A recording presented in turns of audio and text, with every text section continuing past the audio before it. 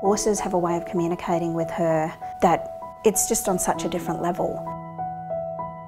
It's actually quite amazing how much they know about you that you didn't even know yourself.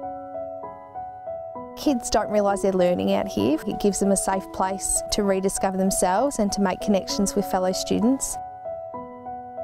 When you have a young person come out here and one of our horses picks them, smile just melts your heart. Someone very wise once said that a horse is a mirror to your soul. They pick up on our energy before we're even aware of how we're feeling. It comes from them being prey animals and we're predators, so their whole survival depends on being able to read the energy and feel from someone close by them. Horses also share a whole lot of fundamental needs with humans, so needs for relationship, needs for play, needs for connection. So they work really, really well alongside kids as therapeutic partners. What do you think she was trying to do? Hide me from the cameras, comfort me. Did it help? Yeah. It's fascinating, isn't it? Yeah. It's picking up on Sarah's anxieties about it. Sarah and I are both in the welfare field, working with families and children, and wanted to do something differently. Michelle actually said, Sarah, there's an innovations fund and I think we should go for an equine program. We thought it was a great idea to be able to put our love of young people and horses together. We're incredibly fortunate that the agency could see what we wanted to achieve and backed us in the process, and we had the trial which was incredibly successful, so now we've moved into the program stage.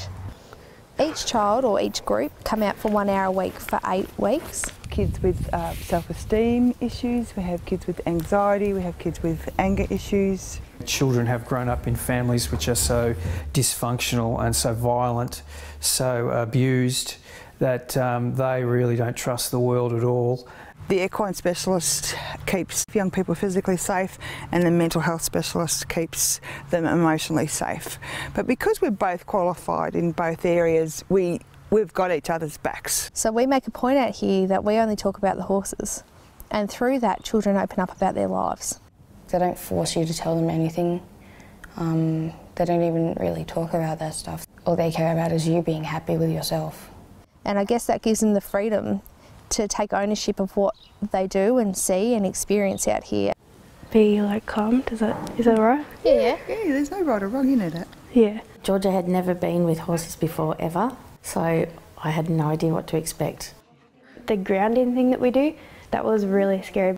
Try and find 3 things that you can smell. Before we take the children into the horses, we do some mindfulness, so we get the kids to try and relax and bring their heartbeat down. We had to lay in a paddock with all these horses around with their eyes closed, and that was intense. But it got better. Georgia suffered from anxiety with school. She'd been bullied throughout her whole primary school. She was having panic attacks on the way to school, before school, at school. Georgia's self-doubt was phenomenal. I can't do it, I don't know how to do it. Yeah, the first session that we had, I didn't move from the teachers until the last couple of minutes. I tend to run away from fear, but can't really run away, you have to face it. Was there times you were feeling not calm? Yeah, I was getting a bit stressed, this just isn't working, and then it was making it worse. Yeah. But when I calmed down, I was all right, we'll try again. Over the 8 weeks we see them evolve and change, amazingly. And I saw a whole new Georgia out there with the horses, and she just looked so at ease with the horse. It just feels natural just being with her, that's the word. Yeah, it was really beautiful to see, I loved it.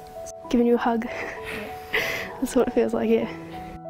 When you have a young person come out here and one of our horses picks them, that walks out of their herd specifically for that young person, it's just mind-blowing the effect that has on that young person. It was she kind of was oblivious to other people, and it was just oh, hey, Georgia.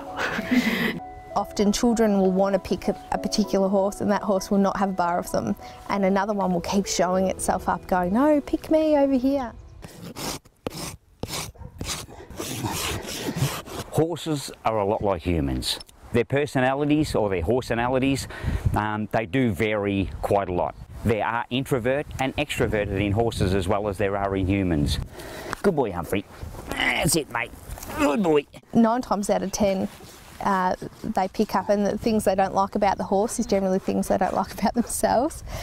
And all the good qualities they name in the horse are generally all their great qualities as well. But it takes them time and their own pace to figure that out. Have a stretch. Well, if we had to do like a trick with her, if you're shy about it and sort of scared, she wouldn't do it. She'd just be like, and just wouldn't do it. But if you were too aggressive, then she'd kind of back off and be a bit scared. So you had to get right in the middle to make sure she would do it properly. I guess over time you start to see a theme of children that a particular horse picks. Humphrey has picked all the children that are on the spectrum. And Asperger's can be so cruel at this time, at this age. He's the biggest sook out of the lot. So it takes a really sensitive soul to figure that out. They have a way of just getting each other. Sarah, I think, struggled socially, and she struggles with anxiety and social anxiety. And the horse was able to tell her what her body language was doing or what her emotions were doing. That brings her back to being aware of what's actually happening in herself. Melvie, the big Clydesdale, he'll often pick up on someone that needs to go fast all the time because he just sticks his heels in and does not move unless you're focused on him. We've noticed that Tia tends to pick children who are sensitive but with high anxiety and depression traits. A young person who's really quite an inhibited introvert will often home in on Charlie and recognise that Charlie feels like an outsider, and that's like me. Come on. Both the little ponies have got big personalities. Rolly tried to sit on my lap yesterday. He's really naughty. He likes eating things. He gets bullied by the other horses though because he's really small. He gets cross, but he tends to pick kids that need the lesson of not taking things personally. Pepper's really naughty, but she's cute so she gets away with it.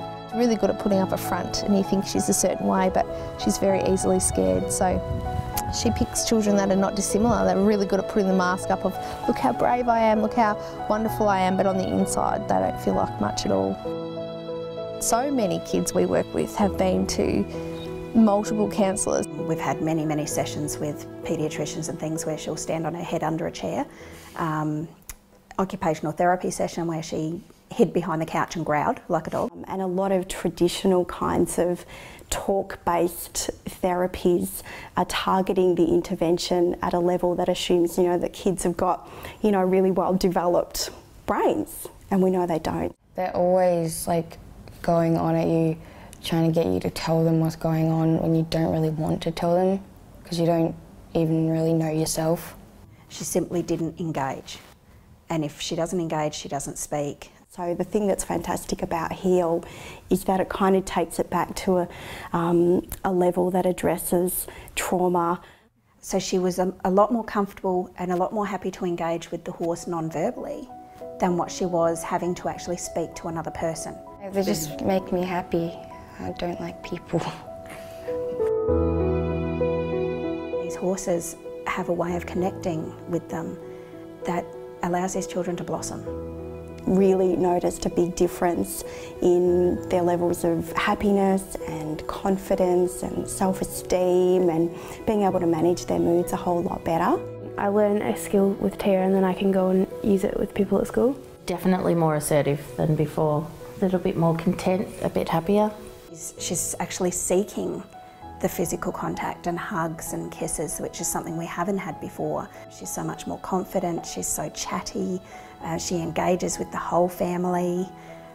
It's just beautiful to see. I haven't seen any negative feedback at all. There was no way you could even begin to imagine that it would change things to this degree.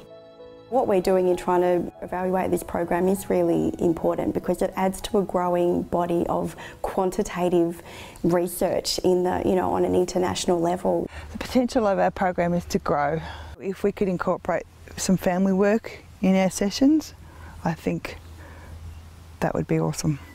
The opportunities are endless. Staff based work to help minimise stress, women's empowerment groups and men's anger management groups, and I think the potential for this work is huge. CAFS want to fund bright ideas, they want to fund innovation. It might not work every time, but CAFS is prepared to fund the bright ideas from the staff pool and other areas. Sarah and Michelle, they're the perfect example, Exhibit A with regards to Innovation Fund. Their passion drives a lot of it, but their skill and their commitment to the future and the growth of something they really want to do under the umbrella of CAFS, it's really inspirational.